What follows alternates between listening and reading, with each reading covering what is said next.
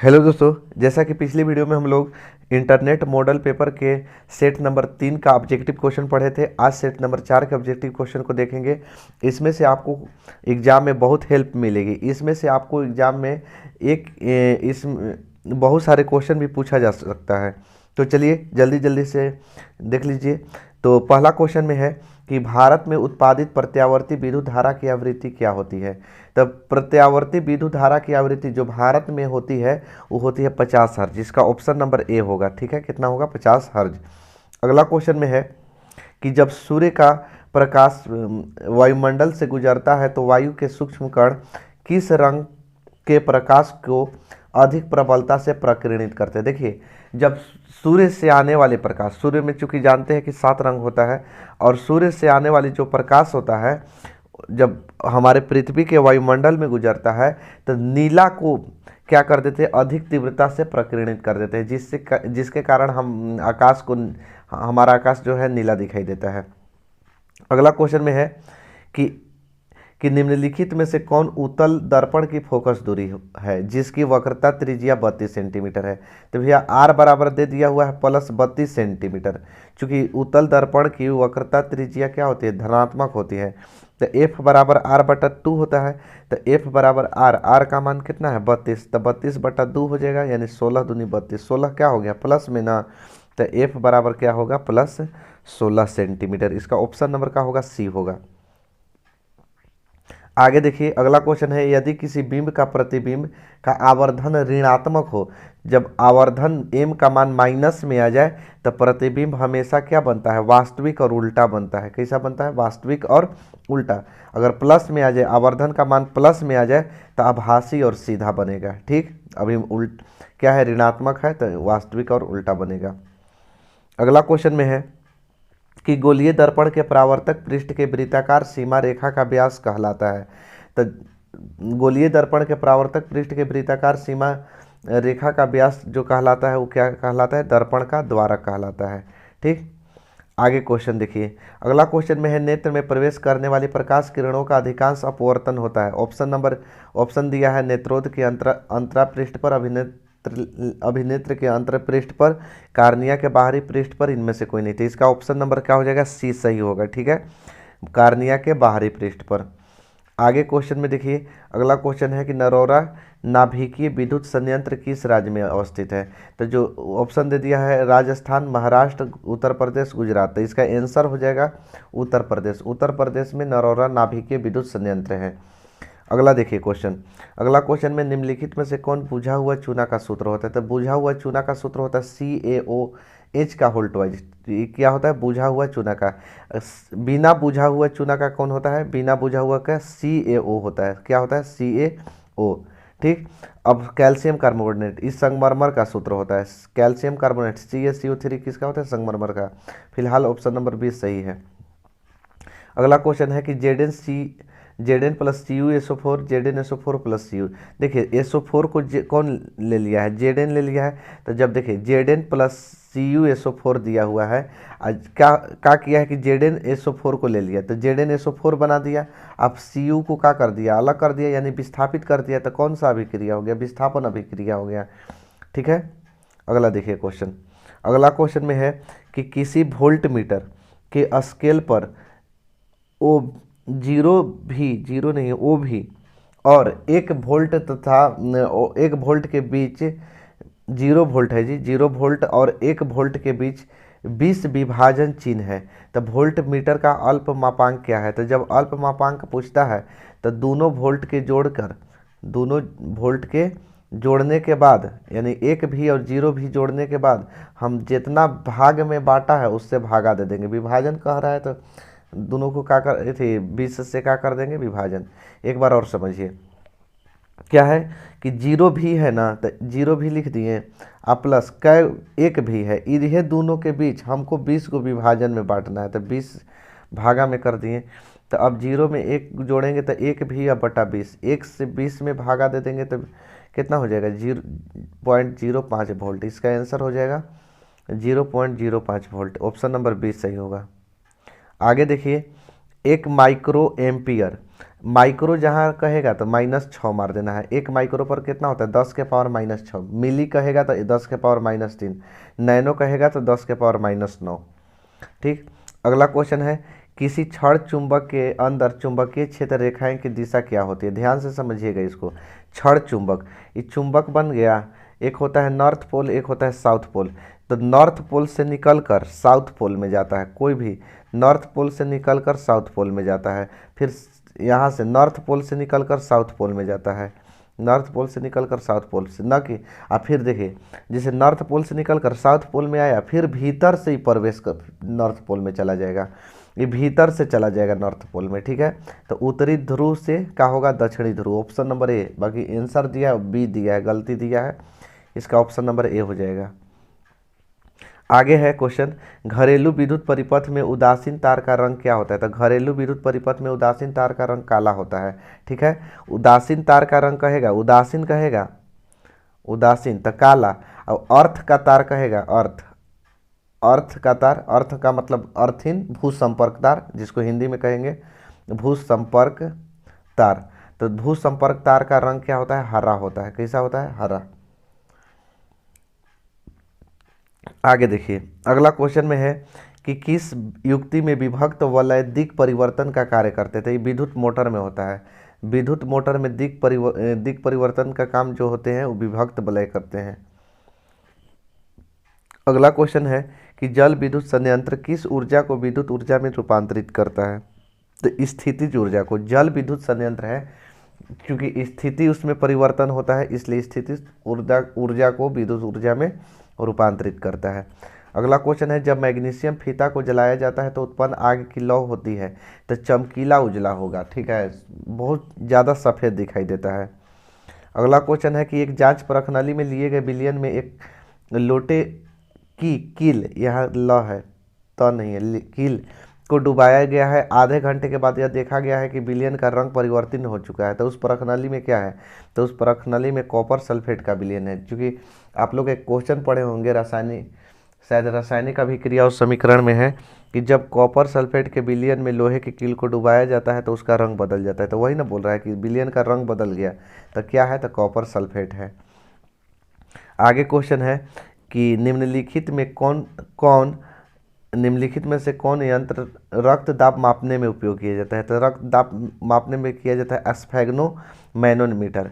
स्फैग्नो manometer, इस पूरा नाम नहीं लिखा है, स्फैग्नो खाली लिख दिया है, स्फैग्नो मैनोमीटर होता है। आगे क्वेश्चन है रक्त का कौन से अवयव घायल के स्थान से रक्त स्राव के मार्ग को रक्त का थक्का बनाकर अवरोध करता है। तो देखिए इसमें प्लेटलेटस हो जाएगा। ठीक है, प्लेटलेटस क्या करता है, कहीं कटा जाता है, हाथ देखते हैं कट जाता है तो वहाँ थक्का बन जाता है, खून जम जाता है, किसके कारण होता है, प्लेटलेटस के कारण। आगे क्वेश्चन है कि ऑटो ग्रंथि को थायरॉक्सी हार्मोन बनने के लिए क्या आवश्यक है। तो सब इसके लिए सोडियम भी आवश्यक है, क्लोरीन भी आवश्यक है, फास्फोरस, यानी कह सकते हैं इनमें से सभी आवश्यक है। आगे है कि मस्तिष्क का कौन सा भाग शरीर की स्थिति तथा संतुलन का अनुरक्षण करता है। ठीक, तो इसका आंसर आपका हो जाएगा अनुमस्तिष्क। देखिए शरीर की स्थिति का संतुलन कौन करेगा, तो अनुमस्तिष्क कहिएगा। ठीक है, शरीर की स्थिति का संतुलन कौन करता है, तो अनुमस्तिष्क करता है। कोई व्यक्ति शराब पी लेता है तो देखते हैं हिलने लगता है, इसका कारण क्या है कि शराब जो है उसके अनुमस्तिष्क पर प्रभाव डालता है। ठीक, इस मस्तिष्क में सबको बता देते हैं, अग्र मस्तिष्क, इसको प्रमस्तिष्क। अग्र मस्तिष्क जो होता है ज़्यादा हिस्सा, 2/3 हिस्सा में प्रमस्तिष्क होता है, माने अग्र मस्तिष्क जो होता है। तो प्रमस्तिष्क क्या करता है, बुद्धि विचार ज्ञान ये सब का भंडार किस में होता है, अग्र मस्तिष्क में होता है। मध्य मस्तिष्क क्या होता है, मध्य मस्तिष्क, तो मध्य मस्तिष्क में जैसे मेडुला उंडुला हो गया। अनुमस्तिष्क क्या होता है, अनुमस्तिष्क शरीर की स्थिति का संतुलन करता है। आगे देखिए पादप हार्मोन साइटोकाइनिन सहायक है। तो प्ररोह के अग्रभाग, पहला ऑप्शन है कि प्ररोह के अग्रभाग की लंबाई की वृद्धि के लिए, तने की वृद्धि के लिए, पादप का प्रकाश की ओर मोड़ने के लिए, इनमें से सभी। इसका ऑप्शन मार दीजिएगा, इनमें से सभी। अगला क्वेश्चन है कि कोई विलयन नीले लिटमस पत्र को लाल कर देता है। तो नीले लिटमस पत्र को लाल कौन करता है, अम्ल करता है। अम्ल का पीएच मान कितना होगा, 7 से कम होगा। तो 7 से कम कौन है, 5 है। ठीक, अगला क्वेश्चन है ऑक्जेलिक अम्ल का प्राकृतिक स्रोत क्या है, तो टमाटर। टमाटर में ऑक्जेलिक अम्ल पाया जाता है। आगे क्वेश्चन में है कि निम्नलिखित में से कौन सबसे अधिक अभिक्रियाशील धातु है। तो सबसे अधिक अभिक्रियाशील धातु अगर कोई कहेगा ना, तो पहला नंबर आता है पोटेशियम का और दूसरा नंबर आता है सोडियम का। तो इसका आंसर हो जाएगा पोटेशियम सबसे अधिक। आगे है कि एक्वारेजिया किस अनुपात में सांद्र हाइड्रोक्लोरिक अम्ल और सांद्र नाइट्रिक अम्ल का ताज़ा मिश्रण होता है। ऑप्शन नंबर सी होगा इसका, 3:1 में होता है। बाकी इसमें दिया है 1:3, जो कि गलती दिया हुआ है। ठीक है, 3:1 याद रखिएगा आप। आगे देखिए क्वेश्चन, अगला क्वेश्चन में है कि CHO का प्राकृतिक स्रोत क्या है। तो CHO का प्राकृतिक स्रोत क्या है, एल्डिहाइड है, एल्डिहाइड। ठीक है, एल्डिहाइड। इसका ऑप्शन नंबर हो जाएगा डी। ठीक है, CHO है ना जी, CHO एल्डिहाइड का होता है। आगे है कि प्रोपेन का आणविक सूत्र C3H8 है, इसमें कितने सहसंयोजक आबंध है। तो पहले प्रोपेन के हम बना लेते हैं। तो प्रोपेन के फार्मूला क्या है, C3H8 है। तो देखिए प्रोपेन का कैसे संरचना निर्माण होगा, 3 गो कार्बन, इसके बीच में बॉन्ड, कै गो हाइड्रोजन, 1 गो हाइड्रोजन, 2 गो, 3 गो, 4 गो यहाँ जोड़ दिए, 5वां यहाँ, 6, 7, 8 गो जोड़ दिए हाइड्रोजन। अब देखिए बॉन्ड की संख्या गिनिए, दूसरे कलर से हम गिनते हैं। देखिए 1 गो बॉन्ड, 2 गो बॉन्ड, 3 गो बॉन्ड, 4 गो, 5 गो, 6 गो, 7 गो, 8 गो, 9 गो, 10 गो, टोटल कै गो बॉन्ड है, 10 गो है। तो इसका आंसर हो जाएगा 10 सहसंयोजक बंध। ठीक है, आगे है कि आधुनिक आवर्त सारणी बाईं से दाईं ओर जाने पर परमाणु साइज क्या होता है। तो परमाणु साइज क्या है, घटता है। बाईं से दाईं ओर जाएंगे तो परमाणु साइज क्या होगा, घटेगा। अगला क्वेश्चन है कि आधुनिक आवर्त सारणी में कितने उदग्र ऊर्ध्व स्तंभ है। तो 18 गो। आधुनिक आवर्त सारणी में कितने उदग्र स्तंभ है, 18 गो हैं। अगला क्वेश्चन है कि एक छात्र जांच प्रखनली में लिए गए सोडियम बाइकार्बोनेट के तनु विलयन को में सार्वभौम सूचक की कुछ बूंद मिलाता है, तो निम्नलिखित में से कौन सा रंग दिखाई देगा। तो इसका आंसर हो जाएगा नीला, यानी जब उस परखनली में सोडियम बाइकार्बोनेट डालता है तो उसका रंग कैसा हो जाता है, नीला हो जाता है। अगला क्वेश्चन है कि निम्न में से कौन आहार श्रृंखला का निर्माण करता है। तो आहार श्रृंखला का निर्माण करता है घास, बकरी, मानव। घास को कौन खाएगा, बकरी खाएगा। बकरी को कौन खा जाएगा, राक्षस खा जाएगा। राक्षस यानी कौन, मानव। मानव से राक्षस कौन है। अगला क्वेश्चन है कि स्लाइड को सर्वप्रथम कंपाउंड माइक्रोस्कोप से देखा जाता है। स्लाइड कहने का मतलब बढ़ाकर घटाकर, यानी जूमिंग कह सकते हैं। तो जूमिंग कितना करके माइक्रोस्कोप पर देखा जाता है। तो इसका आंसर हो जाएगा आपका 10x पर देखा जाता है। ठीक है, 10x पर। अगला क्वेश्चन है कि दो तंत्रिका कोशिका के मध्य खाली स्थान को क्या कहते हैं। तो सिनेप कहते हैं। इसको हिंदी में सिनेप्टिक दरार कहते हैं। क्या कहते हैं, सिनेप्टिक दरार। ठीक, इंग्लिश में क्या कहते हैं, सिनेप्स कहते हैं। स्त्रियों में कौन सा लिंग गुणसूत्र पाया जाता है। तो XX होता है। ठीक है, XX कहेगा तो स्त्री में और XY कहेगा तो पुरुष में। अगला देखिए, अगला क्वेश्चन में है मंड परीक्षण के लिए हरी पत्ती पर आयोडीन डालने से पहले पत्ती को एल्कोहल में उबाला जाता है। क्यों उबाला जाता है, यही पूछा है कि मैंने जब उस पर डालेंगे आयोडीन डालने से पहले उसको क्यों उबालते हैं। तो क्योंकि उसमें क्लोरोफिल को घुल जाने के लिए। क्यों डालते हैं, क्लोरोफिल उसमें क्या हो जाए, घुल जाए। अगला है कि वंशागत नियमों का प्रतिपादन किसने किया था। तो वंशागत नियमों का प्रतिपादन किसने किया था, ग्रेगर जॉन मेंडल ने किया था। ठीक, इसका ऑप्शन नंबर हो जाएगा डी। अगला है कि हाइड्रा में प्रजनन की विधि निम्नलिखित में से कौन है। तो हाइड्रा में मुकुलन विधि से प्रजनन होता है। इस ऑप्शन नंबर हो जाएगा सी। अगला क्वेश्चन देखिए कि पुष्प का कौन सा भाग परागकण बनाता है। तो पुष्प का पुंकेसर जो होता है वो परागकण बनाता है। ठीक है, अगला क्वेश्चन में है कि निम्न में कौन मानव में मादा जनन तंत्र का भाग नहीं है।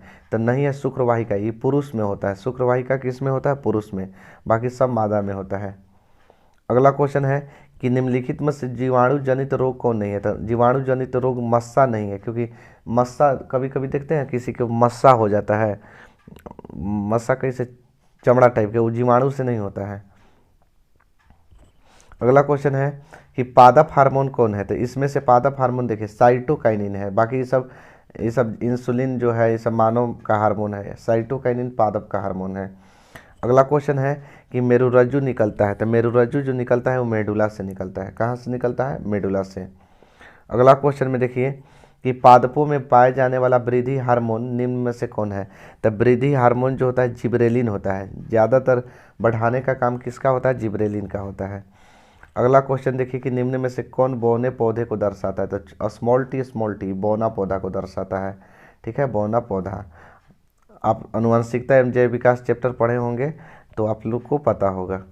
अगला क्वेश्चन है कि निम्न में से कौन पर्यावरण के अनुकूल नहीं है? तो अनुकूल कौन नहीं है? मोटरसाइकिल चलाना पर्यावरण के अनुकूल थोड़े है, पर्यावरण के बर्बादी होगा। आगे है कि जैव विविधता का विशिष्ट लक्षण क्या है? तो जैव विविधता का विशिष्ट लक्षण जो है वो क्या है? वन है। क्या है? वन। अगला है क्वेश्चन की सुरंगम किस राज्य का जल संग्रहण व्यवस्था है? तो केरल के है। सुरंगम कहाँ के है? केरल के। अगला क्वेश्चन है कि विद्युत शक्ति का एसआई मात्रक क्या होता है? तो शक्ति है, तो शक्ति के वाट। ठीक है, शक्ति के क्या होता है? वाट होता है। अगला क्वेश्चन विभवांतर मापने वाले यंत्र को क्या कहा जाता है? वोल्ट मीटर कहा जाता है। अगला क्वेश्चन में है कि प्रतिरोध का एसआई मात्रक क्या होता है? तो प्रतिरोध का एसआई मात्रक ओम होता है। अगला क्वेश्चन देखिए कि 1 HP यानी अश्व शक्ति बराबर कितना वाट? तो 746 वाट। विभवांतर का एसआई मात्रक क्या होता है? तो वोल्ट होता है। विभवांतर का क्या होता है? वोल्ट होता है। धारा, आगे है कि धारा मापने के लिए किसका उपयोग किया जाता है? तो धारा मापने के लिए एमीटर का उपयोग किया जाता है। आममीटर को विद्युत परिपथ में कैसे जोड़ा जाता है? तो आममीटर को विद्युत परिपथ में श्रेणी क्रम में जोड़ा जाता है। अगर यही कहता वोल्ट मीटर के लिए तो उसको पार्श्व क्रम लिखते हैं। अगला है कि आवेश का एसआई मात्रक क्या होता है? तो इसका आंसर हो जाएगा डी, कूलम होता है। आवेश का एसआई मात्रक क्या होता है? कूलम होता है। अगला क्वेश्चन है कि 1 वोल्ट कहलाता है, तब वोल्ट बराबर क्या होता है? कार्य बटा आवेश होता है। V बराबर W/Q। तो V बराबर कार्य को क्या कहते हैं? जूल कहते हैं। तो जूल बटा में 1 जूल बटे में क्या हो जाएगा? 1 कूलम यानी Q। तो 1 जूल प्रति कूलम हो जाएगा। 1 जूल प्रति कूलम, 1 जूल प्रति कूलम, ऑप्शन नंबर बी। अगला क्वेश्चन है कि विद्युत बल्ब का तंतु या फिलामेंट किससे बना होता है? तो टंगस्टन किससे बना होता है? याद रखिए किससे बना होता है? टंगस्टन से। अगला क्वेश्चन देखिए, अगला क्वेश्चन में है कि जब किसी चालक तार से विद्युत धारा प्रवाहित होती है तो गतिशील कण क्या होते हैं? तो गतिशील जो कण होते हैं वो इलेक्ट्रॉन के होते हैं। किसका होते हैं? इलेक्ट्रॉन के। आगे देखिए क्वेश्चन, अगला क्वेश्चन है कि किसी कुंडली का प्रतिरोध ज्ञात करने के लिए, तो प्रतिरोध कैसे ज्ञात होगा? तो R बराबर V/I। ठीक है, R बराबर V/I। इसका ऑप्शन नंबर हो जाएगा बी। अगला है कि 1 किलोवाट घंटा किसके बराबर होता है? तो 1 किलोवाट जो घंटा होता है 3.6 × 10⁻6 जूल के बराबर होता है। अगला क्वेश्चन देखिए कि फ्यूज विद्युत धारा के किस प्रभाव पर कार्य करता है? फ्यूज है ना, तो फ्यूज है तो उष्मीय। अगर यही विद्युत घंटी रहता तो चुंबकीय मार देते।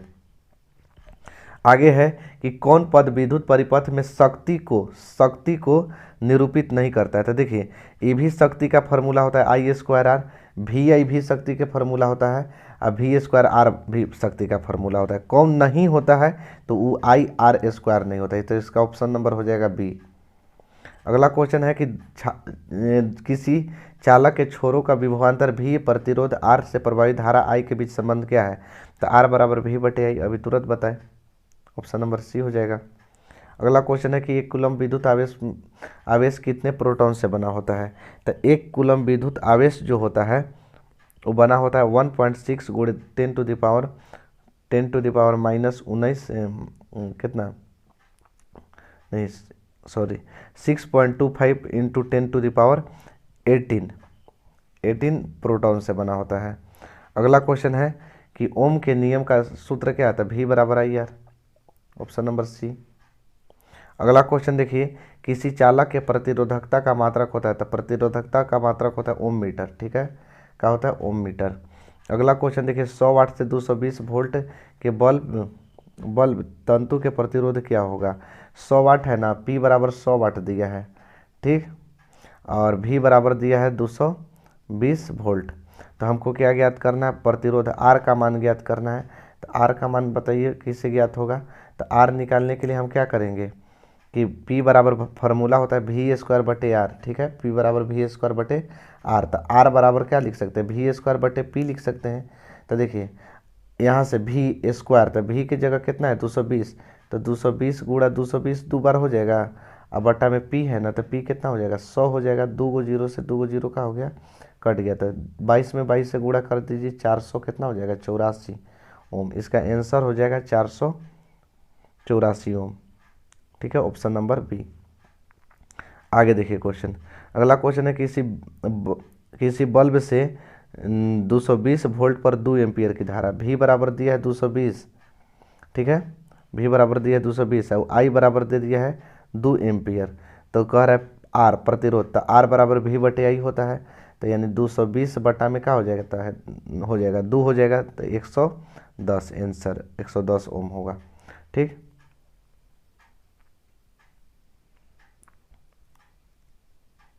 आगे देखिए क्वेश्चन, अगला क्वेश्चन में है, ये हो गया।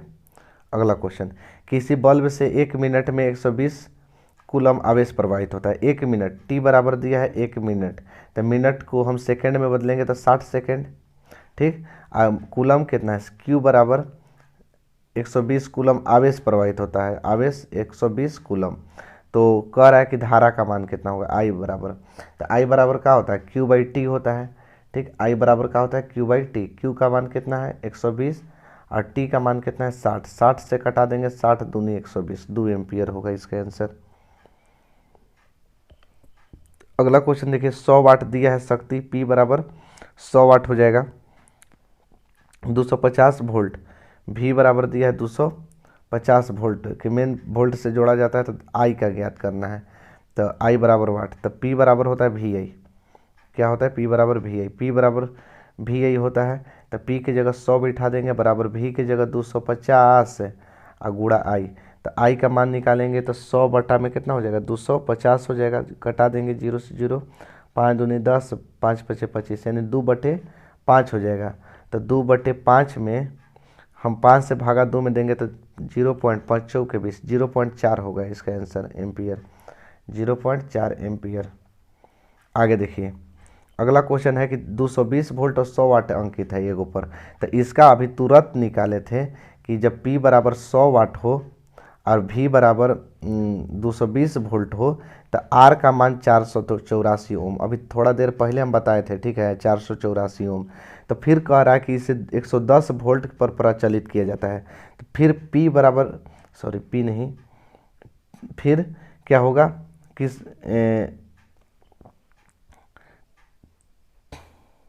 फिर हो जाएगा किस पर 110 वोल्ट पर ना, तो V बराबर 110 वोल्ट। तब बोल रहा है कि कितना शक्ति होगा, तो शक्ति P बराबर V स्क्वायर बटे आर होता है, सॉरी V स्क्वायर बटे आर। तब V कितना है, V कितना है जी, है कितना 110, क्योंकि अब 110 ना हो गया, 110 गुणा 110 और बटा आर कितना है 484। देखिए 11 से कटाइए, 11 दहिया 110, 11 44, 11 44, 11 दहिया 110, 11 44, 2 से कटा दीजिए, 2 दूना 4, 2 पचे 10, फिर 2 से 2 पचे 10, 5 पचे कितना हो जाएगा 25 हो जाएगा, आंसर हो जाएगा 25 वाट। अगला क्वेश्चन देखिए, अगला क्वेश्चन है इलेक्ट्रॉन पर कितना आवेश होता है। तो इलेक्ट्रॉन पर जो आवेश होता है वो होता है 1.6 गुणे 10 के पावर माइनस 19 कूलम आवेश, ठीक है। आगे है कि 1 कूलम आवेश कितने इलेक्ट्रॉन के बराबर होता है, वो होता है 6.25 गुणे 10 के पावर 18।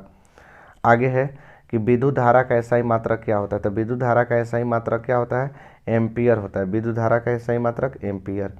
अगला क्वेश्चन है कि विद्युत परिपथ में वोल्ट मीटर को किस क्रम में जोड़ा जाता है। तो समांतर क्रम में जोड़ा जाता है, अगर ए मीटर कहेगा तो श्रेणी क्रम में। अगला क्वेश्चन देखिए, 1 एम्पियर कहलाता है। तो 1 एम्पियर तो क्या होता है, आई बराबर क्यू बाई टी, तो यानी 1 कूलम बटे 1 समय, यानी 1 कूलम प्रति सेकेंड, 1 कूलम प्रति सेकेंड नहीं दिया है, 2 कूलम प्रति 1 सेकेंड, यहाँ 2 की जगह 1 बना लीजिएगा, ठीक है, 2 नहीं है 1 है, ऑप्शन नंबर सी, ठीक है, 1 कूलम प्रति सेकेंड। अगला क्वेश्चन, लास्ट क्वेश्चन आज के लिए, कि एक माइक्रो एम्पियर, हम बोले माइक्रो जहाँ भी रहेगा 10⁻⁻⁶ मारिएगा, ठीक।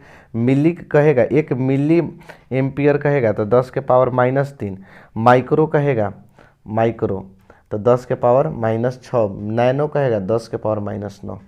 बस 80 क्वेश्चन लास्ट हो गया।